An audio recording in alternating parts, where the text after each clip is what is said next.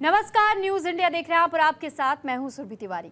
वक्त हो चुका है हेल्दी इंडिया प्रोग्राम का और ये प्रोग्राम आप सभी के लिए 1 घंटे लाइव रहेगा, यानी आप सीधे तौर पर हमसे जुड़ भी सकते हैं और हर शनिवार और रविवार एक अलग विषय को लेकर के हम चर्चा करते हैं, यानी अलग अलग बीमारियों पर बातचीत होती है और हमारे साथ डॉक्टर्स का पैनल भी जुड़ता है और डॉक्टर्स आपके सभी सवालों का जवाब देते हैं। इसके लिए आपको करना सिर्फ इतना है कि जो आपके टेलीविजन स्क्रीन पर जो नंबर्स लगातार फ्लैश हो रहे हैं उन नंबर्स को नोट कर लीजिए और कोई भी प्रॉब्लम अगर किसी बीमारी से जुड़ी हुई जिस पर हम टॉपिक को लेकर डिस्कस कर रहे होते हैं, आप नंबर पर हमें फ़ोन करके और फिर डॉक्टर से खुद सुझाव जान सकते हैं कि आपको क्या करना चाहिए, क्या ट्रीटमेंट लेना चाहिए। और आज का हमारा विषय है स्टेम सेल थेरेपी डायबिटीज़ के टाइप 1 पेशेंट के लिए कैसे कारगर साबित हो सकता है, क्योंकि एक केस स्टडी में पाया गया है कि चाइना में एक महिला ने अपने ही स्टेम सेल्स का इस्तेमाल करवाया और जिसके बाद से डायबिटीज टाइप 1 से वो उभर भी गई। 1 साल बीतने के बाद भी ऐसे कोई कॉजेस या कोई सिम्टम्स उसके अंदर डायबिटीज को लेकर के नजर नहीं आए। तो अगर आप भी डायबिटिक पेशेंट है तो फिर यह आपके लिए भी खुशखबरी साबित हो सकती है। अब ये स्टेम सेल कैसे काम करता है, इसको लेकर क्या क्या इलाज संभव है और क्या सिर्फ डायबिटीज के लिए स्टेम सेल्स का इस्तेमाल होता है, ऐसे तमाम सवाल हैं जिनके जवाब मिलेंगे इसी शो के दौरान। लेकिन उससे पहले आपको दिखा देते हैं एक रिपोर्ट।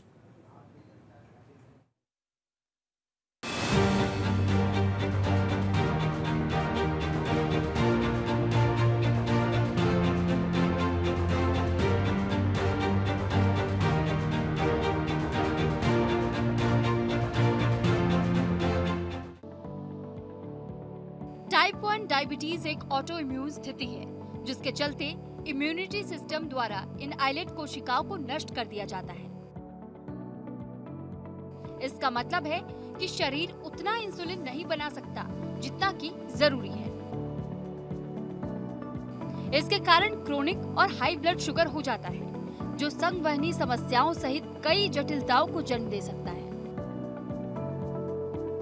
यह आंखों की रोशनी को प्रभावित करता है, साथ ही नर्वस सिस्टम और लीवर को भी गंभीर नुकसान पहुंचा सकता है। दुनिया भर में डायबिटीज के मरीजों में लगभग 10 में से 1 व्यक्ति को टाइप 1 डायबिटीज है। वहीं डायबिटीज के प्रकारों की बात करें तो ये प्रमुख 3 प्रकार के होते हैं: टाइप 1 डायबिटीज, टाइप 2 डायबिटीज, गर्भावधि डायबिटीज। टाइप 1 डायबिटीज वाले लोगों को अपने रक्त शर्करा के स्तर पर नजर रखने की जरूरत होती है। स्वस्थ खाने की योजना बनाने, नियमित शारीरिक गतिविधि में भाग लेने और इंसुलिन थेरेपी को समायोजित करने के लिए अपनी मधुमेह टीम के साथ काम करने से स्वास्थ्य जटिलताओं के जोखिम को कम करने में मदद मिल सकती है। नजरों की समस्या, उच्च रक्तचाप जो दिल के दौरे, सटीक और खराब परिसंचरण के जोखिम को बढ़ाता है, गुर्दे की क्षति, नर्वस सिस्टम को हानि, त्वचा पर घाव और संक्रमण जो दर्द पैदा कर सकते हैं और टिश्यूज की मृत्यु का कारण बन सकते हैं। उचित आहार संबंधित दिशा निर्देशों का पालन करने से टाइप 1 मधुमेह की कठिनाइयों को कम करने और स्वास्थ्य संबंधित जटिलताओं से बचने में मदद मिल सकती है। यह आपके समग्र जीवन की गुणवत्ता में भी सुधार कर सकता है। अब बात अगर डायबिटीज के इलाज की करें तो डायबिटिक टाइप 1 के लोगों के लिए विज्ञान की ओर से एक अच्छी खबर मानी जा रही है। दरअसल एक केस स्टडी में ये पाया गया है कि स्टेम सेल थेरेपी का इस्तेमाल कर डायबिटीज टाइप 1 का इलाज किया जा सकता है।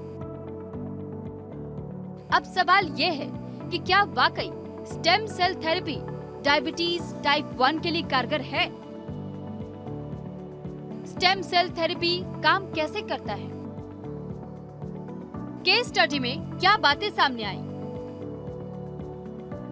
तो आपको बता दें कि चीन में सामने आई एक अहम केस स्टडी में नया और चौंकाने वाला दावा किया गया है। एक रिपोर्ट के मुताबिक चीन में स्टेम सेल थेरेपी से टाइप 1 डायबिटीज को पूरी तरह ठीक किए जाने का दावा किया गया है। वहां एक महिला ने अपने टाइप 1 डायबिटीज के इलाज के लिए अपनी कोशिकाओं से बनी स्टेम सेल थेरेपी करवाई है। चीन में हुई केस स्टडी की रिपोर्ट के मुताबिक स्टेम सेल थेरेपी की प्रक्रिया से पहले मरीज ने अपने लक्ष्य ग्लाइसेमिक रेंज तक पहुंचने के लिए पर्याप्त इंसुलिन के 43.18% समय में इसका उत्पादन किया और 4 महीने बाद ये समय बढ़कर 96.2% हो गया। मरीज के ग्लाइकेटेड हेमोग्लोबिन में भी कमी पाई गई, जो नॉन डायबिटीज स्तर पर ब्लड ग्लूकोज के स्तर को दर्शाता है। हालांकि इस केस स्टडी के अलावा कई दूसरे परीक्षण भी हैं जो टाइप 1 और टाइप 2 डायबिटीज वाले लोगों के लिए स्टेम सेल थेरेपी विकसित करने के लिए अभी भी चल रहे हैं। न्यूज इंडिया के लिए सुरभि तिवारी की रिपोर्ट।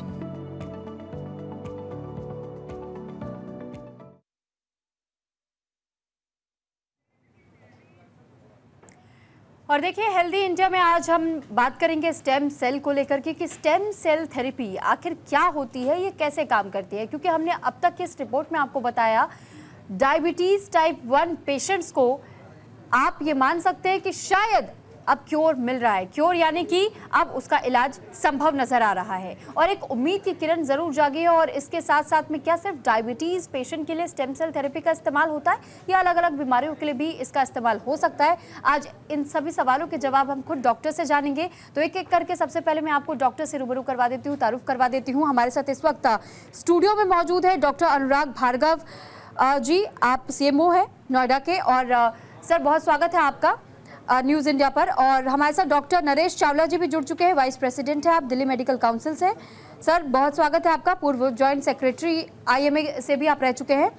और हमारे साथ doctor Manoj Kumar, principal director Max hospital Patparganj से जुड़ चुके हैं।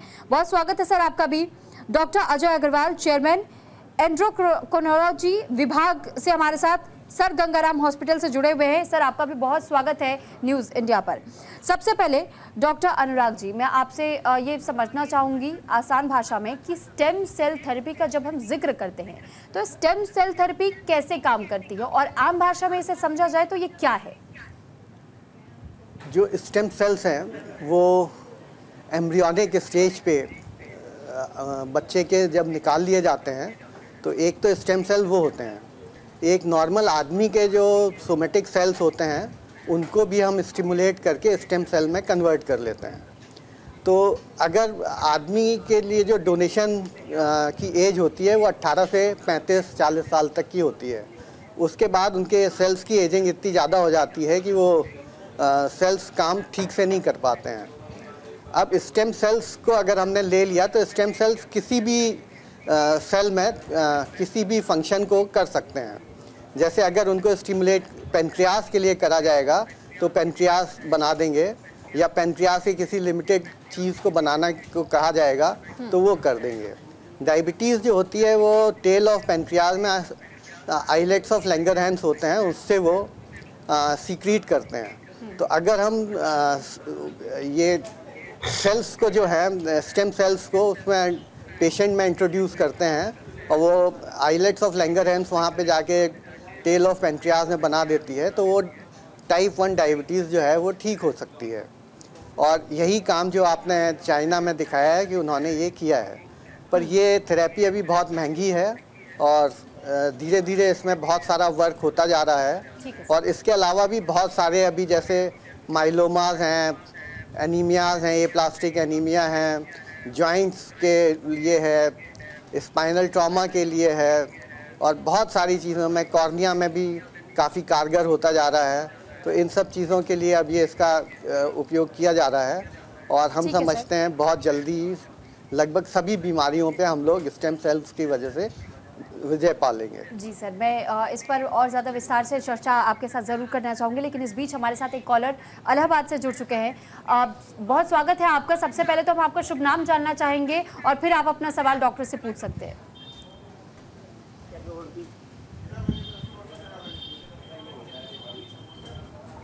क्या आपको मेरी आवाज़ मिल रही है? आपका आवाज मिल रहा है, मेरा आवाज आपको मिल रहा है? जी जी बिल्कुल मिल रही है आपकी आवाज़। आप अपना शुभ नाम बताएं और फिर आप अपना सवाल डॉक्टर से कीजिए। छाया चक्रवर्ती, 67 ईयर्स। जी छाया जी, बिल्कुल बहुत स्वागत है आपका न्यूज़ इंडिया पर। आप अपना सवाल पूछ सकते हैं। हेलो जी छाया जी, आपकी आवाज हमें मिल रही है, आप अपना सवाल देखिए, पूछिए। ऐसा है जी जो टाइप 1 डायबिटीज है वो जो तेज आदमी है उसी का होता है ना। मैं आपसे चाहूंगी आप अपना सवाल दोबारा रिपीट कीजिएगा। मैं टाइप 1 डायबिटीज जो है ये किसका होता है? ठीक है, आप इस सवाल का जवाब जानना चाहते हैं। डॉक्टर अनुराग। टाइप 1 डायबिटीज़ वो डायबिटीज़ है जिसमें दवाई काम नहीं करती, इंसुलिन केवल इस्तेमाल होती है और ये बचपन से हो जाती है। जो बचपन से हो जाता जी। है। और जो टाइप 2 ये क्या है? टाइप 2 डायबिटीज़ जो है जो 40 साल के ऊपर या और जिन लोगों में दवाई काम करती है वो टाइप 2 डायबिटीज़ है। अच्छा, हाँ, इसका मतलब मेरा टाइप 2 है। जी क्योंकि हमारा उम्र जो है 67, हमें जो है ये शुरू हुआ मान लीजिए 35 ईयर्स से। जी तो ये टाइप 2 है। जी टाइप 2 है आपको। टाइप 1 में तो जो जन्म से होता है उसको टाइप 1 बोलते जी हैं। जी तो अभी टाइप 2 के लिए क्या कर सकते हैं हम? टाइप तो 2 हम दवाई खा रहे हैं, मेनली जो दवाई है वो सब जो है काम करता है, लेकिन बहुत अच्छा काम नहीं करता है, बहुत ज्यादा दवाई खाने पड़ता है। मेनली मेटाफॉर्मिन ही है, मेन इंग्रेडिएंट मेटाफॉर्मिन है। जी, अगर आपकी दवाइयों से कंट्रोल हो जा रही है डायबिटीज़ तो बहुत अच्छा है, अगर नहीं हो जा रही तो आपको इंसुलिन पे शिफ्ट करना पड़ेगा। अच्छा, अभी इंसुलिन लिया नहीं हमने, एक आध बार डॉक्टर ने बताया इंसुलिन लेने के लिए, लेकिन दवाई खाने से बाद में सही हो रहा है। तो ठीक है, आपको ऐसे ही काम चलाना चाहिए। चलिए ठीक है, बहुत धन्यवाद छाया जी आपका तमाम बहुत धन्यवाद आपका हमारे साथ जुड़ने के लिए और अपनी बातें रखने के लिए। फिलहाल देखिए, इनका जो सवाल था कि ये टाइप 1 है या टाइप 2 है, बहुत से लोगों को ये भी कंफ्यूजन होती है। तो सबसे पहले आपको एक टेस्ट जरूर करवाना होगा डायबिटीज़ का, ताकि आपको ये क्लैरिफिकेशन मिल जाए कि आप टाइप 1 के पेशेंट है या टाइप 2 के पेशेंट है।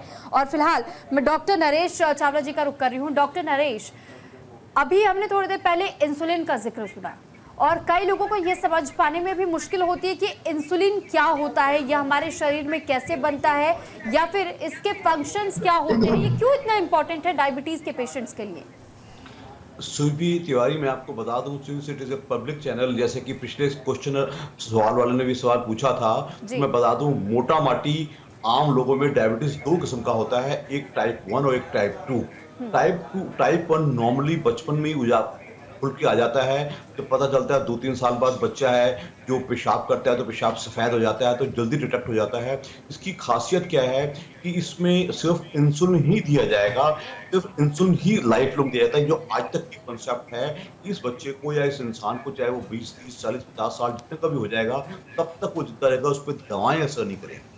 इसलिए आपने कहा इंसुलिन किसके जरिए है, तो इंसुलिन हमारे शरीर में ग्लूकोज मेटाबॉलिज्म, यानी जो हम खाते हैं खाना या ग्लूकोज लेते हैं, उसको पचाने के लिए अत्यंत आवश्यक है। जो दूसरी टाइप है, टाइप 2 डायबिटीज, वो क्यों होता है, इसमें जो हमारी बीटा सेल्स ऑफ आइसोहेंस हैं वो फटीग में चली जाती है। फटीग का मतलब वो थक जाती हैं या किसी इम्यूनोलॉजिकल नुकसान की वजह से वो डैमेज होना शुरू हो जाती हैं, तो हमारे शरीर में इंसुलिन बनना कम शुरू हो जाता है। तो हमें जो दवाइयाँ खाई जाती हैं, जिसको हम एंटी डायबिटिक ड्रग्स कहते हैं, वो लेते हैं या हमें इंसुलिन लगाना पड़ता है।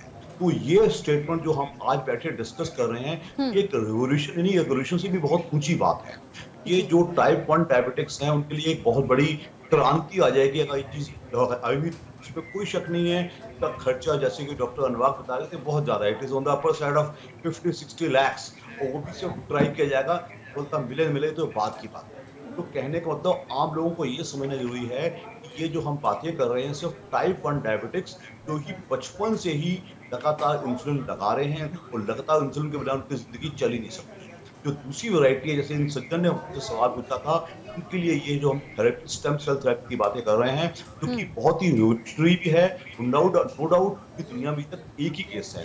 उसको भी हम ये तो नहीं कहेंगे अभी वेरीफाई करना जरूरी है। I think more clinical work and more research work needs to be done, इससे पहले कि ये चीज पब्लिक डोमेन में आए, क्योंकि हजारों लाखों सवाल डॉक्टर साहब मैं तो 50 दिन को तो यहाँ मुझे करवा दो क्या। तो I think at all levels including India is a big nation, China is also big nation. इन देशों में टाइप 1 डायबिटिक्स ऑलमोस्ट 10% के आसपास है, इसलिए out of the total diabetes. इसलिए अत्यंत आवश्यक है कि हमारा रिसर्च वर्क आगे बढ़े, इस थेरेपी कॉस्ट थोड़ी कम की जाए ताकि ये पब्लिक डोमेन में आम लोगों के जेब में जा सके, तब हम कह पाएंगे कि हम क्रांति ला पाए हैं, तो तभी इस चीज को हम आगे और अच्छे से डिस्कस कराएंगे।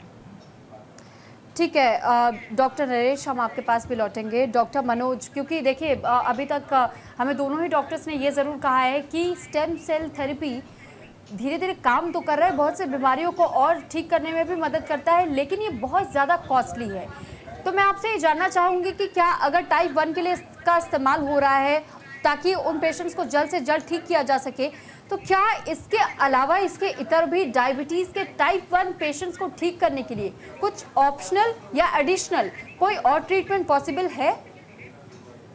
देखिए, टाइप 1 डायबिटीज में एक ऑटो इम्यून डिजीज है, इसमें बीटा सेल्स जो है पैनक्रियास का वो नष्ट हो जाता है, तो इंसुलिन बनता नहीं है। तो अभी तक जो ट्रेडिशनल ट्रीटमेंट है वो ये है कि हम इंसुलिन सप्लीमेंट देते हैं। इंसुलिन में बहुत देखिए, इंसुलिन 100 साल हो गए इंसुलिन बने हुए, और जिस तरीके से तरह तरह के लॉन्ग एक्टिंग इंसुलिन और short acting insulin, women insulin बने, उससे टाइप 1 डायबिटीज का बहुत ही प्रोग्नोसिस बेटर हुआ। खास करके इंसुलिन इन्फ्यूजन पंप बनने के बाद, कंटिन्यूअस मॉनिटरिंग शुगर के होने के बाद, IDDM जिसको इंसुलिन डिपेंडेंट डायबिटीज मेलाइटस बोलते हैं, वो ठीक हुआ। अब जहाँ तक रही बात स्टेम सेल थेरेपी की, तो डॉक्टर चावला ने आपको बिल्कुल सही बताया कि एक प्लूरीपोटेंट, मतलब एक ऐसा सेल जो तमाम हमारे शरीर के जितने भी टिश्यूज हैं, ऊतक हैं, उनको बना सकता है, जिसकी क्षमता रहती है। हम हार्वेस्ट करते हैं स्टेम सेल्स और उसके बाद देते हैं। देखिए, 24 अक्टूबर इस साल ये रिसर्च आया चाइना के एक रिसर्च में देखा गया कि एक व्यक्ति को दिया गया स्टेम सेल और उसको इंसुलिन की रिक्वायरमेंट खत्म हो गई, 1 साल के बाद बिल्कुल खत्म हो गई। देखिए, ये घटना अभी इस साल की नहीं है। 2021 में वर्टेक्स फार्मास्यूटिकल्स ने एक G8801 उन्होंने भी बनाया था इस तरीके का स्टेम सेल थेरेपी के लिए। तो ये चल रहा है, ट्रायल्स में चल रहा है। चूंकि अभी ये फेज 1, फेज 2, 3 क्लिनिकल ट्रायल्स में, इसलिए अभी ये थेरेप्यूटिक यूज के लिए मिला हुआ भी नहीं है, ये अभी सिर्फ रिसर्च पर्पस से है। तो अभी जो स्टैंडर्ड थेरेपी है IDDM की, देखिए इंसुलिन डिपेंडेंट डायबिटीज मेलाइटिस में सबसे ज्यादा जो खतरा होती है, या डायबिटीज के किसी भी पेशेंट को सबसे ज्यादा खतरा होती है हार्ट की। इसलिए जितने भी डायबिटिक पेशेंट्स हैं उनको हम लोग कार्डियोवैस्कुलर इक्विवेलेंट बोलते हैं, जिनको हार्ट की बीमारी है ही, तो उनको स्टैटिन जैसे कोलेस्ट्रॉल कम करने की दवा जरूरी होती है, और अगर बहुत ज्यादा रिस्क फैक्टर होता है तो हम लोग एस्प्रिन भी देते हैं। तो अभी के डेट में जो स्टैंडर्ड ट्रीटमेंट है वो इंसुलिन सप्लीमेंट्स है। वेरियस फॉर्म में इंसुलिन अवेलेबल है आजकल, basal insulin, single dose insulin, बहुत चीजों में इंसुलिन में बहुत तरक्की की है, मॉडिफिकेशन हुआ है। जो पहले हम लोग बोवाइन इंसुलिन से शुरू किए थे, आज इंसुलिन बहुत डेवलप हो गया, तो इंसुलिन है। और जो नए ड्रग्स हैं जैसे सेमीग्लूटाइड वगैरह, ये तो टाइप 2 डायबिटीज मेलाइटस में ओरल हाइपोग्लाइसेमिक एजेंट का काम होता है। डॉक्टर अजय भी हैं पैनल में, वो शायद आपको ज्यादा अच्छा बताएंगे जो अभी करंट स्टेटस है टाइप 1 डायबिटीज मेलाइटस के ट्रीटमेंट का। ठीक है डॉक्टर मनोज, तो हमारे साथ डॉक्टर अजय भी लगातार बने हुए हैं। डॉक्टर अजय, अब आपसे भी मैं थोड़ा सा और डिटेल में समझना चाहूँगी, क्योंकि हमने ये जाना कि टाइप 1 अगर बच्चे के जन्म के तुरंत बाद ही हो जाता है, तो फिर ये भी हम समझना चाहेंगे कि ऐसे तो प्रमुख तौर पर कहते हैं कि टाइप 1, टाइप 2 और गर्भ अवधि में जो डायबिटीज़ के पेशेंट्स बनते हैं, लेकिन सिर्फ टाइप 1 के लिए कहा जा रहा है कि स्टेम सेल थेरेपी अभी तक कारगर है। टाइप 2 और जिन महिलाओं को जो कि प्रेगनेंसी के दौरान में जिन डायबिटीज होता है, उनके लिए क्या? देखिए, ऐसा नहीं है कि टाइप 1 में कारगर है, स्टडीज है टाइप 2 के लिए भी। कुछ पेशेंट्स ऐसे भी हैं जिनको टाइप 2 में दिया गया और वो 33 महीने तक भी वो लोग बिना मेडिसिन के वो क्योर रहे हैं। रही बात प्रेगनेंसी की, अभी तो नॉर्मल पॉपुलेशन के अंदर इसके ट्रायल्स नहीं है, तो प्रेगनेंसी के तो बहुत बाद की बातें आती हैं जी। तो वो तो एक हाईली स्पेशलाइज्ड फील्ड है, वो तो प्रेगनेंसी में तो आप इसको डिसाइड कर ही नहीं सकते। तो रही बात, जैसे डॉक्टर मनोज साहब बता रहे थे कि वेरियस इंसुलिन आ गई हैं, तो ये बेनिफिशियल है, लेकिन और भी चीजें हैं जो फायदा करती हैं। जैसे अभी पेनक्रियास ट्रांसप्लांट है या आइलेट सेल ट्रांसप्लांट है, ये भी टाइप 1 डायबिटीज के पेशेंट को किया गया है, रिजल्ट्स काफी अच्छे हैं। लेकिन ये सारी जो थेरेपीज हैं, जो बड़ी कॉम्प्लिकेटेड थेरेपीज हैं, और ये इतनी इजीली अवेलेबल भी नहीं है, they are very costly also. Like pancreas के लिए पेनक्रियास को प्रोक्योर करना मुश्किल है। आइलेट सेल के लिए एक बंदे के लिए 2 या 3 लोगों के मल्टीपल लोगों के आइलेट सेल चाहिए होते हैं। तो ये जो स्टडीज हैं, ये जो थेरेपीज हैं, ये कुछ कंट्रीज में अवेलेबल हैं, लेकिन they are very costly, not easy to do और एक्सपेरिमेंटल भी हैं। और विद टाइम इससे ये चीजें और इजीली अवेलेबल हो जाएंगी तो हमारे पेशेंट को इसका बेनिफिट मिल सकता है। ठीक है डॉक्टर, इस बीच हमारे साथ एक कॉलर सुरेंद्र लखनऊ से जुड़ चुके हैं। सुरेंद्र जी, बहुत स्वागत है आपका न्यूज इंडिया पर, आप अपने सवाल पूछ सकते हैं। सवाल ये मैम, मेरे को 20 साल से ना कोई डायबिटीज है और मैं इंसुलिन लेता हूँ, तो क्या मैं इंसुलिन भी शुगर ठीक हो सकती है, डायबिटीज ठीक हो सकती है? ठीक है डॉक्टर नरेश, मैं आपका रुख करना चाहूंगी इस सवाल के जवाब के लिए। देखिए, डॉक्टर अजय बड़े अच्छा जवाब दे चुके हैं कि आम आदमी का लॉजिक कहता है कि अगर इंसुलिन डिपेंडेंट टाइप या टाइप 1 को अगर हम दे सकते हैं तो टाइप 2 पे क्यों नहीं दे सकते। तो since I have not much knowledge about it, but he rightly said अभी इसके लिए more research and more clinical work needs to be done. इससे पहले तो लेकिन हम उनको ज़्यादा ट्राई करेंगे जो टाइप 1 वाले हैं। टाइप 2 वाले उनकी यस some rich man में से I'm ready to spend in any amount of money, but मेरा शुगर खत्म कर दो। आइलेट का मुझे उन्होंने बिल्कुल ठीक बताया है कि पेनक्रियाटिक सेल ट्रांसप्लांट भी पॉसिबल है और अदर इवन जो स्पेशलाइज पेनक्रियाटिक जो स्पेशलाइज जो रीप्रोग्राम जो स्टेम सेल्स है वो भी दी जा सकते हैं। Both can be done, but I think it is not being done at present. Mostly जो हमारा फोकस है वो तब टाइप 1 डायबिटिक्स पे है जिनमें इंसुलिन बनता ही नहीं है। कुछ आप बेचारे पैदा हुए थे, उनका शुरुआत में 6-8 महीने बाद या साल 2 बाद उनका डायग्नोज हो गया, वो तब से लेकर वो लगातार लगाते जा रहे हैं। तो they are more likely candidates for this stem cell therapy then the type 2 diabetics, जो कि कहेंगे जी, हम कोई आदमी कहता है जी मुझे तो पिछले 25 साल से है, जितना मर्जी खर्चा ले लो मुझे करवाया जाए। तो I think it is not in my knowledge कि ऐसा कोई काम अभी तक बहुत ज्यादा हो रहा है। But the one in type 1 diabetes जिसमें इंसुलिन कभी बना ही नहीं जिंदगी में, उनको हम ज्यादा फोकस पे रखेंगे, उन पे ही ज्यादा ट्राई किया जा रहा है। तो जो ये सज्जन है ये पूछ रहे हैं कि मुझे 20 साल से है, मुझे दिया जा सकता है, I think he'll have to wait for some time before we have बहुत रोबस्ट हमारे पास सर्च हो, हमारे पास पक्का ट्रीटमेंट हो, तभी इसको पब्लिक डोमेन में लाया जाए। ठीक है डॉक्टर नरेश, मैं आपके पास लौटूंगी। डॉक्टर अनुराग, क्योंकि देखिए हम भी ये जिक्र कर रहे थे, सुरेंद्र जी उम्मीद करते हैं कि आपको आपके सवालों का जवाब मिल गया होगा, क्योंकि सर ने भी ये बताया और ये जिक्र किया है कि देखिए अगर टाइप 1 में इंसुलिन लिया जा सकता है तो टाइप 2 के लिए क्यों नहीं, और क्या ये संभव है और क्या ये सही तरीका होगा फिर अगर हम इसे इस तरीके से देखें कि टाइप 2 के लोग भी अगर इंसुलिन ले रहे हैं। देखिए, अभी सभी लोगों ने बताया कि ये रिसर्च लेवल पे चल रहा है जी, और अभी थोड़ा सा इसमें और डेवलपमेंट होगा तो आगे सारी चीज़ों का वही होगा। इसका अल्टीमेट यही है कि आपको अगर टाइप 1 डायबिटीज़ है तो एक टाइप 1 डायबिटीज़ के लिए इंजेक्शन किसी कंपनी से प्रोक्योर करके उसको लगा दिया जाए तो वो सेल्स जाके आइलेट्स ऑफ लैंगरहैंस में बीटा सेल्स बन के वहाँ पे इंसुलिन सीक्रेट करा देंगे। और सेम केस जो है वो उसके लिए भी है, टाइप 2 के लिए भी है। पर लेकिन अभी बहुत रिसर्च की ज़रूरत है और मेरे ख्याल से 5 से 10 साल के बीच में ये सारी चीज़ें जो आज हम लोग कह रहे हैं वो पॉसिबल हो जाएंगी। सर बार बार हम रिसर्च का जैसे जिक्र करें तो मैं आपसे ये भी जानना चाहूँगी कि अगर ये रिसर्च पास हो जाता है और क्योंकि डायबिटीज़ के अलावा भी और कई बीमारियाँ ये कही जा रही है जो कि इस स्टेम सेल थेरेपी के दौरान में कवर की जा सकती है, यानी उसे ठीक किया जा सकता है, ये कौन कौन सी और दूसरी बीमारियाँ हैं जिन पर स्टेम सेल थेरेपी आजमाई जा सकती है? सबसे जो कॉमन चीज़ है वो बोन मैरो ट्रांसप्लांट की है।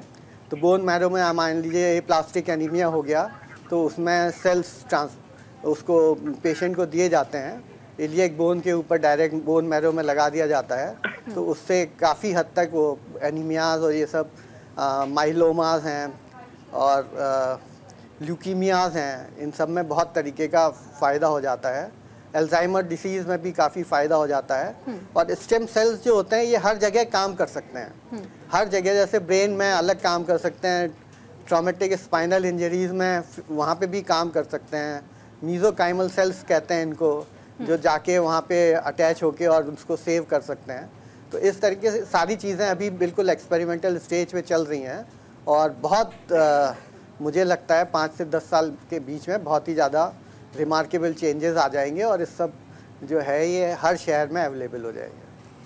तो बिल्कुल देखिए, डॉक्टर्स लगातार हमें ये जानकारी दे रहे हैं कि स्टेम सेल थेरेपी कितना कारगर है या नहीं है, इस पे कितना रिसर्च चल रहा है और अभी आगे और आने वाले समय तक ये रिसर्च चलता रहेगा। जब तक ये पास नहीं हो जाता तब तक ये कंफर्म नहीं कहा जा सकता है कि अभी और ये कितना ज़्यादा कारगर साबित हो सकता है और एक्स्ट्रा किन किन बीमारियों के लिए ये ठीक साबित होगा और इसका इलाज संभव हो पाएगा या नहीं हो पाएगा। फिलहाल और भी तमाम सवाल हैं, जिन सवालों के जवाब जानेंगे। रुक रहे एक छोटी सी ब्रेक के लिए।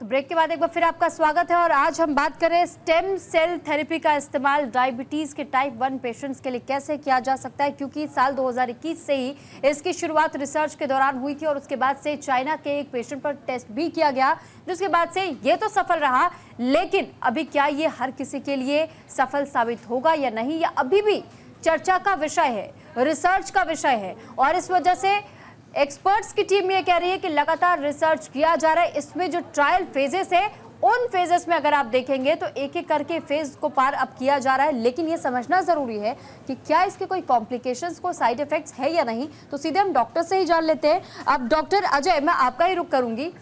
जब हम स्टेम सेल थेरेपी का जिक्र कर रहे हैं, इसकी बात कर रहे हैं और एक केस स्टडी की भी हमने बात की, लेकिन क्या इसके कोई कॉम्प्लिकेशन, साइड इफेक्ट्स ऐसे नजर आते हैं क्या? देखिए, कोई भी मेडिकल ट्रीटमेंट बिना साइड इफेक्ट्स के नहीं होता। हमें ये देखना होता है कि फायदा कितना है, नुकसान कितना है। तो सबसे कॉमन साइड इफेक्ट है तो इन्फेक्शन का रिस्क बढ़ता है। दूसरा, कई बार हम लोग दूसरे स्टेम सेल किसी को पेशेंट के उसको कन्वर्ट करके यूज करते हैं, तो उसमें इम्यूनोथेरेपी देनी पड़ती है। उसमें इम्यूनोथेरेपी में रिजेक्शन के चांसेस बढ़ जाते हैं। तीसरा जो साइड इफेक्ट हो सकता है, like unregulated secretion of insulin कई बार हो सकता है। आपको जितना इंसुलिन चाहिए, मे बी स्टेम सेल उससे ज्यादा इंसुलिन सिक्रीट करें और पेशेंट को शुगर फ्लक्चुएशन का सामना करना पड़ सकता है।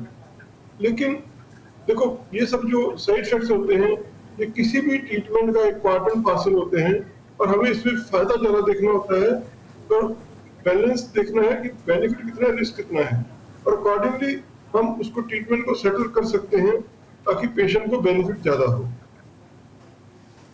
ठीक है डॉक्टर अजय। डॉक्टर मनोज, मैं आपका भी रुख करूंगी। अब तक जिस तरह हम अलग अलग टाइप की डायबिटीज़ का भी जिक्र करते आए हैं और ये बहुत बड़ा एक विषय रहा है डायबिटीज़ को लेकर खासतौर पर, क्योंकि हम भारत में भी देखते हैं कि हर 10 व्यक्ति में से 7 या 8 लोग डायबिटीज़ पॉजिटिव अपने आप को बताते हैं। ऐसे में ये हम समझना चाहेंगे, कहा जाता है कि आपके हेल्थ के लिए सबसे ज़्यादा मैटर करता है कि आप क्या खाने पीने में किन चीज़ों का इस्तेमाल कर रहे हैं, क्या सेवन कर रहे हैं। तो हम आपसे फिलहाल तो जानना चाहेंगे कि डायबिटीज़ के जो पेशेंट हैं उन्हें क्या क्या चीज़ें अवॉइड करनी चाहिए, क्या खाना उनके लिए सेहतमंद रहेगा, और जो लोग डायबिटीज़ के पेशेंट अब तक नहीं हैं उनके लिए भी मैं आपसे टिप्स चाहूँगी।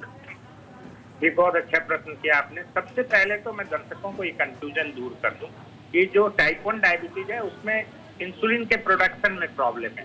टाइप 2 डायबिटीज जो है उसमें रेजिस्टेंस है, इंसुलिन रेजिस्टेंस है, इसलिए इंसुलिन सप्लीमेंट टाइप 1 डायबिटीज में जरूरी होता है। अब रही बात खान पान पे क्या ध्यान रखना है, देखिए ट्रेडिशनली हम इंडियंस के खाने में कार्बोहाइड्रेट बहुत ज्यादा होता है, 60 to 70% होता है। चाहे आप नॉर्थ इंडिया में देखें चाहे साउथ इंडिया में, वहाँ पे ठीक है भोजन का स्वरूप बदल जाता है, वहाँ idli dosa, but carbohydrate rich जो फूड है हमारी स्टेपल डाइट में चावल और गेहूं दोनों कार्बोहाइड्रेट बहुत ज्यादा है।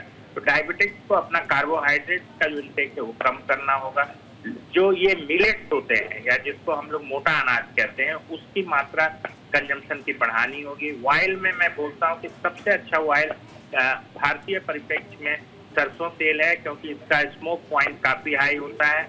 Poly unsaturated and mono unsaturated fatty acid बहुत ज्यादा होते हैं, इसलिए कुकिंग मीडिया में आप सरसों तेल इस्तेमाल करें। ऑलिव ऑयल तो निश्चित तौर पे एक ऑप्शन है, लेकिन गाय का घी जिसको बोलते हैं ग्रास फेड काउ घी, वो भी बहुत अच्छा एक कुकिंग मीडिया है। तो एक तो फैट का इंटेक कम रखें, सैचुरेटेड फैट बिल्कुल नहीं लेना है। खास करके इवन इंडियन स्नैक्स जो होते हैं, समोसे हैं, ब्रेड पकौड़ा है, छोले भटूरे हैं, ये सब में ट्रांस फैट बहुत ज्यादा होता है, एक ही कढ़ाई में तलते रहते हैं लोग, और इससे भी ज्यादा, खाने से ज्यादा इम्पोर्टेंट है कि आप साग सब्जियां और फल जो है, फ्रूट का जो कंजम्पशन है वो बढ़ाने के बाद आप फिजिकली एक्टिव, देखिए खाने के साथ साथ अगर आप फिजिकली एक्टिव हैं, WHO का रिकमेंडेशन है कि 150 मिनट का आपका moderate intensity exercise per week होना चाहिए। तो ये बहुत जरूरी है, क्योंकि सेडेंट्री लाइफ स्टाइल ही है। आज 6-7 करोड़ का पॉपुलेशन जो है हमारे देश में डायबिटिक है, ये बहुत बड़ा पॉपुलेशन है। और मुख्य जो कारण है मृत्यु का डायबिटीज में, ये कार्डियोवैस्कुलर डिजीज या हार्ट डिजीजेज है, या कहिए हार्ट अटैक है। तो सबसे ज्यादा जो मौतें होती हैं डायबिटीज में, ये हार्ट डिजीज की वजह से होती है। तो खान पान में आपको फैट का कंजम्पशन पे बहुत ध्यान रखना होगा, फिजिकली एक्टिव रहना होगा, और निश्चित तौर पे आप नट्स भी इस्तेमाल करिए, जैसे ये है आपका बादाम है या अखरोट है, ये सब अच्छे ऑयल्स देते हैं, ओमेगा 3 फैटी एसिड। फिश, अगर आप नॉन वेजिटेरियन है तो fish is a good non vegetarian diet. तो पूरी तरीके से हॉलिस्टिक अप्रोच चाहिए, फिजिकली एक्टिव रहना, और कार्बोहाइड्रेट जो ट्रेडिशनली हमारे खाने में बहुत ज्यादा है उसको कम करना होगा, और ट्रांस फैट को कम करना। ठीक है डॉक्टर, मैं आपके पास भी लौट रही हूँ। डॉक्टर अनुराग, क्योंकि अभी हम डाइट का जिक्र कर रहे थे और डॉक्टर मनोज ने हमें ये भी बताया कि किस तरह न केवल डाइट पर आपको ध्यान देने की ज़रूरत है, बल्कि आपको ये भी समझना होगा कि आपको अपने आप को फिजिकली फिट भी रखना है। लेकिन इस बीच सवाल एक ये भी बनता है कि हमने देखा है कि कैसे हमारी लाइफस्टाइल बहुत ज़्यादा चेंज हो चुकी है। कई लोग बहुत ज़्यादा अल्कोहल का कंजम्पशन करते हैं, कई लोग बहुत ज़्यादा स्मोक करते हैं। तो फिर ऐसे में उनके लिए डायबिटीज़ का खतरा और कितना ज़्यादा बढ़ सकता है, कितना डेंजरस उन लोगों के लिए हो सकता है, इस बारे में मैं जानना चाहूँगी आपसे। देखिए, आजकल लाइफ स्टाइल चेंज बहुत ज़्यादा हो गई है। सबसे ज़्यादा ये हो गया है कि अगर आपको कहीं बाहर जाना है तो आप स्कूटर, कार से बाहर जाते हैं, आराम से लौट के आ जाते हैं, कोई भी किसी प्रकार की आपको दिक्कत नहीं होती। घर में भी आपको कोई पसीना बहाने की ज़रूरत नहीं होती, सारी चीज़ें आपको उपलब्ध हैं। खाना बहुत ही आसानी से आपको स्ट्रीट फूड मिल जाता है, तो उसकी वजह से आप बहुत वो करते हैं। तो एक्सरसाइज आपको बहुत ज़रूरी है इसके लिए। तो एक्सरसाइज करने के लिए अब जो है बहुत ज़्यादा पोल्यूशन हो गया है, तो आप मॉर्निंग में सुबह मॉर्निंग वॉक नहीं कर सकते, क्योंकि पोल्यूशन से आपको दिक्कत हो जाएगी। तो इस सब चीज़ों को देखते हुए आपको किस प्रकार से अपनी लाइफ को चेंज करना है, इसके लिए आपको घर पे ही एक्सरसाइजेस करनी चाहिए। जाड़े में, गर्मी में आपको मॉर्निंग वॉक करनी चाहिए, इवनिंग मॉर्निंग दोनों वॉक करनी चाहिए। और डॉक्टर साहब ने बताया कि कम से कम 50 मिनट का एक्सरसाइज पर वीक होनी चाहिए। कम से कम लोग कहते हैं कि 10,000 कदम आपको रोज़ चल लेना चाहिए। और जैसे जैसे धीरे धीरे कोरोना का साइड इफ़ेक्ट अभी जो आया हुआ है, उसकी वजह से लोग घर से ही काम करने लगे हैं। सारा काम ज़्यादातर कंप्यूटर पे होने लगा है, तो अपनी सीट से उठना ही नहीं पड़ता है, और सब कंप्यूटर से ही ईमेल होके बात करने की ज़रूरत नहीं रह गई। इसलिए एक्सरसाइज मेन हो गई है, और बिना एक्सरसाइज किए हुए हम लोगों को ये दिक्कत होती जाएगी। अल्कोहल भी जो है, अगर हम लोग ज़्यादा ले लेते हैं और पूरा देर रात को जगते हैं, तो ब्रेन भी हमारा ठीक से सो नहीं पाता। दिन भर अलग अलग प्रॉब्लम्स में हम फंसे रहते हैं। तो इसलिए अल्कोहल भी बिल्कुल अगर लेते हैं तो लिमिटेड मात्रा में लेना चाहिए, और कम से कम लेना चाहिए। खाने पीने में सलाद जो है वो बहुत ज़्यादा ज़रूरी हो गया है, उसको भी लेना चाहिए, और मोटे अनाजों का विशेष तौर से ज़्यादा प्रयोग करना चाहिए। ठीक है, अगला सवाल डॉक्टर नरेश मैं आपसे करना चाहूँगी, क्योंकि ख़ास तौर पर हमने ये सुना जब कि टाइप 1 ज़्यादातर बचपन से ही शुरू हो जाता है, और ऐसे में बच्चों को लिमिट करना किसी चीज़ के प्रति बहुत मुश्किल हो जाता है। हमने देखा है कि चाहे स्वीट्स की ओर भागना, चाहे चॉकलेट्स की ओर भागना, या फिर इंसुलिन से अगर कुछ बच्चे घबरा रहे हैं, या उन्हें भी कहीं ना कहीं अब जब हम ये देखते हैं कि वो एक्सरसाइज नहीं कर रहे प्रॉपर, वो हेल्दी खाना नहीं खा रहे, तो ये डायबिटीज़ का ग्राफ क्या और धीरे धीरे बढ़ता चला जाता है, टाइप 2 में कब कन्वर्ट हो सकता है, और उन बच्चों के लिए खासतौर पर ध्यान कैसे रखा जा सकता है? देखिए सुरभि, मैं आपके दर्शकों को बता दूं, जो कि हम डिस्कस लार्जली 1 भी कर रहे हैं, 2 भी कर रहे हैं। 2 में हमने, जैसा कि मैंने पहले भी कहा, इस किस्म की थेरेपी ट्राई इसलिए कम की जा सकती है कि 2 एसेंशियली केवल डायबिटीज नहीं है, वो एक लाइफस्टाइल डिसीज है, वो एक मेटाबॉलिक सिंड्रोम का हिस्सा है। तो इसलिए एक तो ये कहा जाएगा कि 2 में अभी ज़्यादा हम कोशिश ना करें। दूसरा आपका सवाल, टाइप 1 वाले कब बन जाएंगे, या छोटे बच्चे हैं वो कब डायबिटिक्स बन जाएंगे, तो मैं बता दूं, ऑल अक्रॉस इंडिया ओबेसिटी यानी कि मोटापा जो कि एसेंशियली हमारे ज़्यादा खाने से, हमारी जंक फूड खाने से, हमारी फिजिकल एक्टिविटी ना करने से, बच्चे जो पहले मैदान में जाके खेलते थे वो आजकल मोस्टली लैपटॉप पे बैठे रहते हैं, कंप्यूटर गेम खेलते रहते हैं, अपने मोबाइल में गेम्स खेलते रहते हैं। तो मैं चाहूँगा कि आपके दर्शकों को एक बहुत ही स्टर्न मैसेज आए, इससे पहले कि हम ऊंची बातें करें, इससे पहले कि हम स्टेम सेल थेरेपी की बातें टाइप 2 में बात करें, टाइप 1 वालों को तो एक किस्मत की मार है कि उनमें डेवलप नहीं हुआ, तो वो किसी इम्यूनोलॉजिकल नुकसान की वजह से, इम्यून डिसीज की वजह से उनकी जो बीटा सेल्स बने ही नहीं है। लेकिन उनका क्या, जो हम देखते हैं आजकल किसी स्कूल में जाओ, 7वीं और 6-7-8 साल के बच्चे, उनमें से आधे बच्चे अच्छे खासे मोटे ताजे नजर आते हैं। माँ बड़ी खुश होती है, डॉक्टर साहब मेरा बच्चा बड़ा अच्छा है। तो उनको ये बताना आवश्यक है कि बच्चा अच्छा नहीं है, ये चाइल्डहुड ओबेसिटी से एडल्ट ओबेसिटी में जाएगा, वो टाइप 2 डायबिटीज, साथ में दूसरी 2-3 बीमारियां जिसमें डिस्पीडिनिया है, हाइपरटेंशन है, वो होगा ही होगा। तो ये मैसेज हम आम बच्चों को और आम पेरेंट्स को पहुंचाना अत्यंत आवश्यक है। स्टार्टिंग से ही अपने बच्चे को नपतोला खाना देना, जंक अवॉइड करना, आउटसाइड फूड अवॉइड करना, और सबसे इम्पोर्टेंट मिनिमम 1-2 घंटा जैसे पहले बच्चे खेलते थे मैदानों में, डायबिटीज का बहुत ही कम इंसिडेंस था, ये करवाना अत्यंत आवश्यक है। जितनी मर्जी अच्छी दवाइयां आ जाएं, जितना मर्जी अच्छी हम रिसर्च कर लें, ultimately the improvement will have to come. हम खाना तरीके और तहजीब से खाएं, नपतोला खाना खाएं, जो खाने जो कार्बोहाइड्रेट वाले उनको अवॉइड करें या कम खाएं, और सबसे इम्पोर्टेंट फिजिकल। आजकल हमें हमारे बच्चे हम क्या मांगते हैं, सुख सुविधा, सुख सुविधा। ये सुख सुविधा हमारे लिए अभिशाप ना बने, इसकी मिनिमम एक्टिविटी हमें जरूर करनी चाहिए कि हमें आज बड़े होकर पता चलना चाहिए राइट फॉर्म बच्चे। मैं गंगाराम में गया, एक बार जीपीएस आके प्रोग्राम में गया था, आई फाउंड जितने 11th-12th साल के बच्चे थे, ऑलमोस्ट 40-50% पर largely obese, they will and up in adult obesity also and they will and up in all this lifestyle diseases. तो हमें इन बच्चों को टाइम पे वार्निंग देके बताना है उनके पेरेंट्स को कि ये अच्छा है और ये।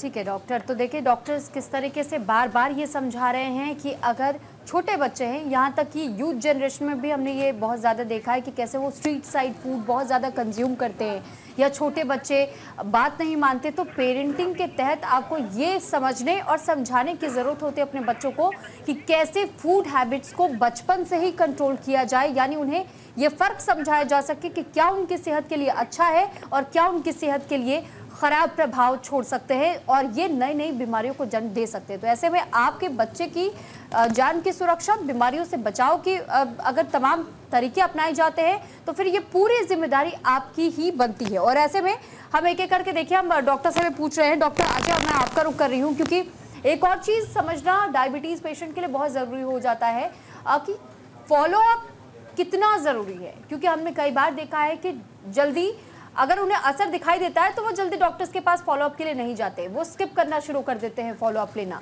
तो ये फॉलोअप डायबिटीज पेशेंट के लिए कितना जरूरी होता है? फॉलोअप की बात है, ना सिर्फ डायबिटीज की बल्कि हर पेशेंट के लिए रेगुलर फॉलोअप करना जरूरी होता है। एक तो ये होता है कि टाइम टू टाइम मेडिसिन को चेंजेस करनी पड़ती हैं, किसी को बढ़ाना है किसी को घटाना है। दूसरा, जैसे अभी डॉक्टर चावला भी बोल रहे थे कि ये एक दिन का प्रोसेस नहीं, ये लाइफ लॉन्ग डिजीज है। इसमें पेशेंट को कंटिन्यूसली चीज़ों को फॉलो करना पड़ेगा। और वो डॉक्टर के पास जाते हैं तो हम लोग बार बार नहीं एम्फेसाइज करते हैं कि आपको लाइफस्टाइल मॉडिफाई करना है, आपको मेडिसिन तो प्रॉपर्ली लेनी है, आपको ब्लड शुगर मॉनिटरिंग करनी है, हम उनकी कॉम्प्लिकेशन को स्क्रीन करते हैं टाइम टू टाइम कि आपको हर 3 महीने में, 6 महीने में, 1 साल में टेस्ट कराना है। अगर कुछ प्रॉब्लम है तो आप दूसरे डॉक्टर को दिखाइए। और जब पेशेंट डॉक्टर को लंबा टाइम नहीं आते हैं, लाइक 1 in 3 months आना चाहिए, या कुछ साल बाद आता है, कुछ 2 साल बाद आता है, तो कभी मैं ये भी देखता हूँ कि मेरा पेशेंट 5 साल पहले दिखा के गया था और आज वही दवाई खा रहा है एंड देयर सेइंग कि आपका इलाज तो कर रहे हैं। तो दिस इज ये चीज़ें फेयर नहीं है। अगर आपको लॉन्ग टर्म में अपने को ठीक रखना है तो आपको रेगुलर अपने डॉक्टर के फॉलो पे रहना पड़ेगा और पूरा जो भी जैसे डॉक्टर बताते हैं उन चीज़ों को फॉलो करना पड़ेगा, तभी आप एक हेल्दी लाइफ जी सकते हैं।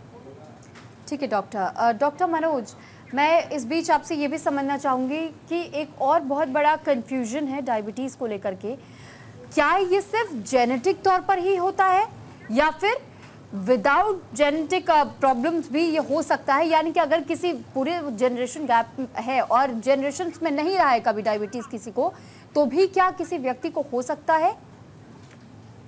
देखिए, जेनेटिक फैक्टर बहुत इम्पोर्टेंट है और जेनेटिक दोनों में है। आईटीटीएम तो पॉजिटिव फैमिली हिस्ट्री में ही होता है, बट जो मॉर्बिड ओबेसिटी होती है, जहाँ इंसुलिन रेजिस्टेंस के कारण होते हैं, तो टाइप 2 डायबिटीज मेलाइटस जो है, टाइप 2 डीएम जो है, एनआईडीडीएम जिसको बोलते हैं, वो बहुत हद तक उसमें भी इम्पोर्टेंट है जेनेटिक्स और फैमिली हिस्ट्री पॉजिटिव होती है। बट मेटाबॉलिक सिंड्रोम, जैसे आपको ट्रंकल ओबेसिटी, खास करके अगर विसरल फैट ज्यादा है, आप शिथिल जीवन शैली में रहते हैं, बहुत अल्कोहल लेते हैं, और तो आप देखते होंगे कि आपका triglyceride level, cholesterol, dyslipidaemia, diabetes या इसको इंसुलिन रेजिस्टेंस बोलते हैं, वो बहुत कॉमन होता है। तो कुछ डायबिटीज जो है वो एक्वायर्ड है, वो ओबेसिटी उसमें एक बहुत इंपॉर्टेंट फैक्टर है, जिसमें कि ट्रंकल ओबेसिटी, खास करके जो सेंट्रल ओबेसिटी होती है, वो एक इम्पॉर्टेंट फैक्टर है। एनआईडीडीएम में भी जेनेटिक डिस्पोजिशन होता है और वो निश्चित तौर पे फैमिली में रन करता है, इसलिए फैमिली हिस्ट्री डायबिटीज की बहुत इंपॉर्टेंट है। लेकिन एक्वायर्ड डायबिटीज बहुत बार, जैसे आप स्टेरॉइड ड्रग होता है वो लंबे समय तक चलता है, उसकी वजह से डायबिटीज होती है। गेस्टेशनल डायबिटीज, तो प्रेगनेंसी में डायबिटीज होती है। तो ये सारी चीजें जो हैं ये आती हैं स्ट्रेस की वजह से भी।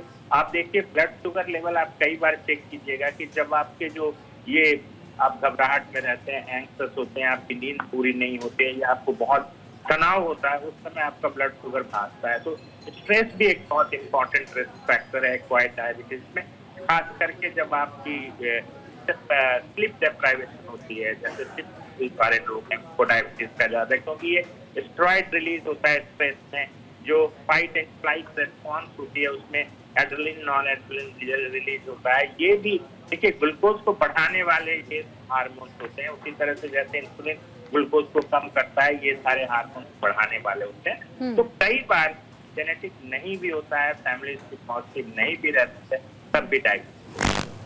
ठीक है डॉक्टर मनोज। डॉक्टर नरेश, एक बार फिर मैं आपका रुख कर रही हूँ। देखिए, अभी डॉक्टर मनोज ने एक बात का जिक्र किया और ये कहा कि एक बहुत इम्पॉर्टेंट फैक्टर के तौर पर कुछ ऐसे जो हमारे नेचुरल हैबिट्स होते हैं, किसी छोटी मोटी बातों पर तनाव ले लेना, बहुत ज़्यादा स्ट्रेस हो जाना या स्लीप पैटर्न डिस्टर्ब हो जाना, ये कितना इम्पॉर्टेंट होता है किसी भी मरीज के लिए, खासतौर पर जो डायबिटीज़ से जुड़े हुए पेशेंट्स हैं? सुरभि, मैं बता दूं, स्ट्रेस इज द, कहते हैं तो ऑन गोइंग चीज है, एटलीस्ट अर्बन लाइफ में, सिटी लाइफ में एवरीबॉडी इज स्ट्रेस्ड। तो कहीं ना कहीं स्ट्रेस का खेल हर चीज में है। आपने कहा stress, is it important in diabetics? Is important in everyone. Quality of life अच्छी हो, क्वालिटी ऑफ स्लीप अच्छी हो, मैं वर्क ठीक हूँ। आजकल जो वर्किंग, आजकल एक और नई कॉन्सेप्ट जो आ गई ना, जो वर्किंग मदर्स हैं, एक ये वर्किंग मदर्स भी एक बहुत बड़ा फैक्टर है पिछले 20-30 जब से वर्किंग, जब से एवर सिंस द ग्लोबलाइजेशन हमारे देश में हुई है, women force are working more and more. उससे क्या होता है, बच्चे, मैं ये तो नहीं कहूँगा उससे बच्चे नेग्लेक्ट होते हैं, कहीं ना कहीं द क्वालिटी टाइम जो पेरेंट्स दे सकते हैं अपने बच्चे को थोड़ा कम दे पाते हैं। उससे क्या होता है, बच्चा, माँ आई थकी टूटी, मैं काम तो कर नहीं सकती, ले बेटा तू चॉकलेट खा ले तो शांत हो जा, तू चिप्स खा ले तो शांत हो जा।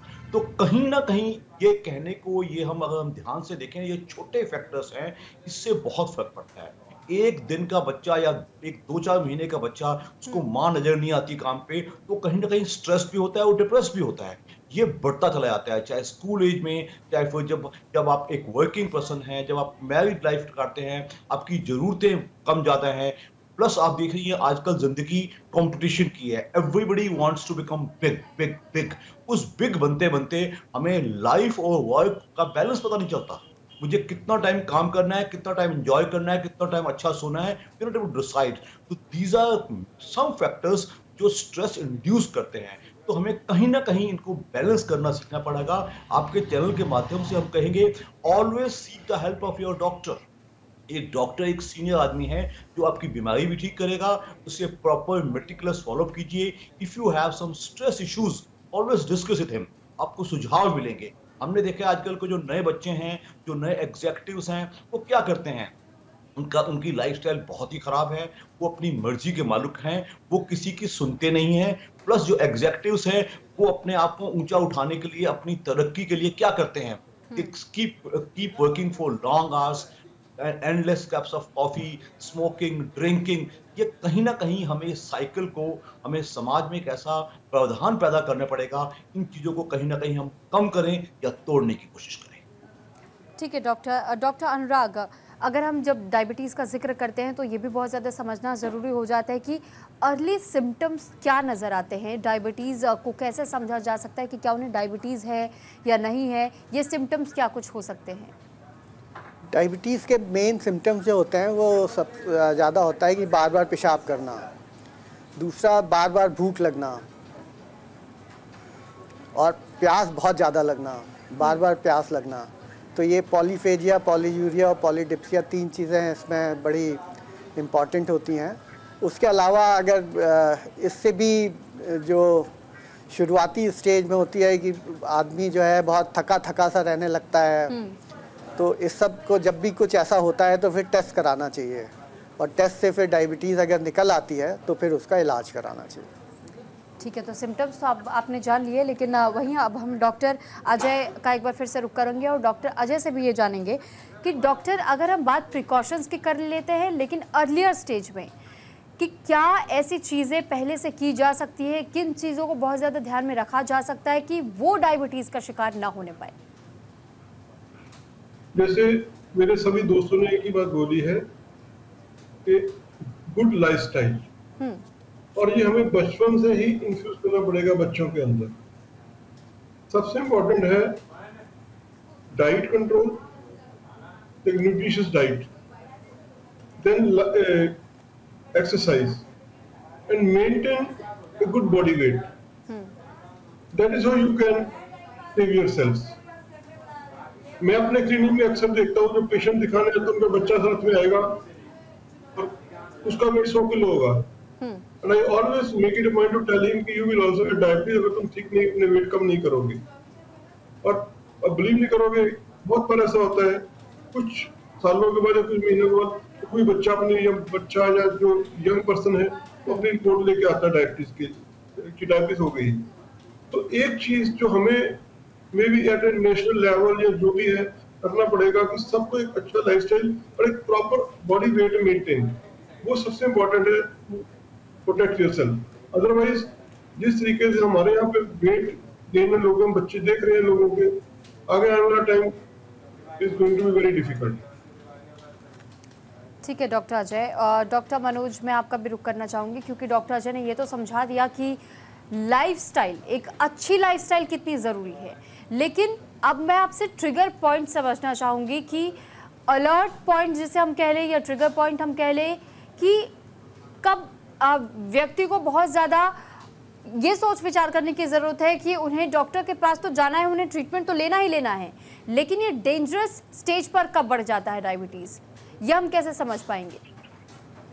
इस बारे में एक बात और जी। जब अगर आपको लगना शुरू हो जाए कि पेशेंट को कि अपनी गर्दन ब्लैक हो रही है या उसके अंडर आर्म्स ब्लैक हो रहे हैं, तो उसको उस समय अलर्ट हो जाना चाहिए कि डायबिटीज ज्यादा दूर नहीं। मनोज, आप क्या कहेंगे? जो डॉक्टर अजय ने जैसे बताया कि इंसुलिन रेजिस्टेंस के जैसे गर्दन के पास ब्लैक होना, कुछ आपको छोटे छोटे इरप्शन से होने लगते हैं आर्मपिट्स वगैरह में, ये सारी चीजें इंसुलिन रेजिस्टेंस का एक निशानी है। मुझे लगता है कि आपको जब इस तरह के सिम्टम्स, अभी डॉक्टर भार्गव ने बताया कि आपको ज्यादा भूख लगती है, रात में आप पहले नहीं उठते थे पेशाब करने के लिए और आपको उठना पड़ता है 2-3 बार, जिसको पॉलीयूरिया बोलते हैं, और खूब प्यास लगती है, खाना आप ज्यादा खाते हैं, ये तो जिसको कहते हैं कार्डिनल सिम्टम्स है डायबिटीज के। मुझे लगता है कि इंसुलिन जो रेजिस्टेंस है और जो आपका ब्लड शुगर लेवल, इन सब सिम्टम्स आने के बहुत पहले बढ़ जाता है। अक्सर जब इन सिम्टम्स के साथ जब पेशेंट्स आते हैं तो उसमें उनका ब्लड शुगर 400-500 के आसपास होता है। देखिए 180-200 तक जो ब्लड शुगर होते हैं, 180 के बाद वो किडनी में छलना शुरू होता है। तो मुझे लगता है कि अर्ली वार्निंग साइन, तो देखिए डायबिटीज एक बायोकेमिकल एबनॉर्मलिटीज है। मुझे लगता है कि 30-35 ईयर्स में इवन अगर आपके घर में फैमिली हिस्ट्री नहीं है, अपना ब्लड टेस्ट कराएं, 3 महीने वाला शुगर जिसको HbA1c ग्लाइकेटेड हीमोग्लोबिन कहते हैं वो कराएं, वो बड़ा अर्ली डिटेक्टर है। देखिए जब तक आप लिखेंगे कि आपकी पासिंग और पोस्ट प्रेंडियल शुगर ठीक होने के बावजूद भी आपका जो HbA1c लेवल है वो बढ़ा रहता है 6.3, 6.5, तो प्री डायबिटिक ठीक है कर सकते हैं। तो ये सब प्रिकॉशंस हैं जिसको आप ठीक है। डॉक्टर मनोज, डॉक्टर नरेश जी कुछ कहना चाह रहे हैं, तो मैं आपका लास्ट टेक जानना चाहूंगी। सुनो, मैं स्पष्ट कह दूं, पहली बात जो डॉक्टर अजय ने और डॉक्टर मनोज ने जो एक्सेंथेसिस नाइग्रेंस कहा है, यहाँ कालापन आना वो एक सिम्टम है। एक बात आपके चैनल से मैं स्पष्ट कम्युनिकेशन टू पब्लिक कहना चाहूंगा, आज की तारीख में क्या हो गया है, जो माँ बाप होते हैं ना वो सोचते हैं जो मैं नहीं पाया, जो सुख मैंने नहीं पाया मैं अपने औलाद को जरूर दूं। ये मेरे हिसाब से सबसे बड़ी भूल है हमारे देश में, आपके देश में। मैडम, हमने देखा है कि लोग ना बच्चों को कुछ भी परमिट कर देते हैं, तेरी मर्जी, तू कुछ भी खा ले, कुछ भी पी ले तो खुश रहे। It is wrong. My co-panelists will agree with me. Down the line, we need to inculcate some discipline in them. अब जापान देश के बच्चे देखिएगा, वो पहले दिन से दूसरी तीसरी चौथी क्लास में उनको बताया जाता है भाई ऐसे उठना है, ऐसे बैठना है, ऐसे नमस्ते करनी है, ऐसे थैंक यू करना है, इतना खाना है, इतना नहीं खाना, ये वगैरह वगैरह। And they follow this discipline all their lives. जी somehow हमारे स्कूल करिकुलम में ये बताया ही नहीं जाता। हमारे माँ बाप जो वर्किंग पेरेंट्स है ना, उनका तो एक ही रवैया होता है, बच्चा जो कहता है एक कहते अनुकरण दो। It is wrong. We need to discipline our children. उसी में ओबेसिटी आ जाएगी, उसी में लाइफस्टाइल आ जाएगी, उसी में स्ट्रेस भी आ जाएगी। बिल्कुल डॉक्टर, और आप बिल्कुल सही कह रहे हैं, क्योंकि देखिए हमारे पास समय का अभाव भी है। तो इसी के साथ फिलहाल हमें इस कार्यक्रम को यहीं समाप्त करना होगा। डॉक्टर नरेश चावला जी हमारे साथ जुड़े, डॉक्टर अनुराग भार्गव जी हमारे साथ जुड़े, डॉक्टर मनोज कुमार जी हमारे साथ जुड़े और डॉक्टर अजय अग्रवाल जी हमारे साथ जुड़े। आप सभी का बहुत धन्यवाद हमारे साथ जुड़ने के लिए और अपने एक्सपीरियंसेस को साझा करने के लिए, हमारे दर्शकों के सवालों को जवाब देने के लिए, हमारे सवालों को जवाब देने के लिए। अब अगली बार आपसे मुलाकात होगी शनिवार और रविवार दोपहर 3 बजे एक नए विषय के साथ। तब तक के लिए मुझे दीजिए इजाजत। नमस्कार।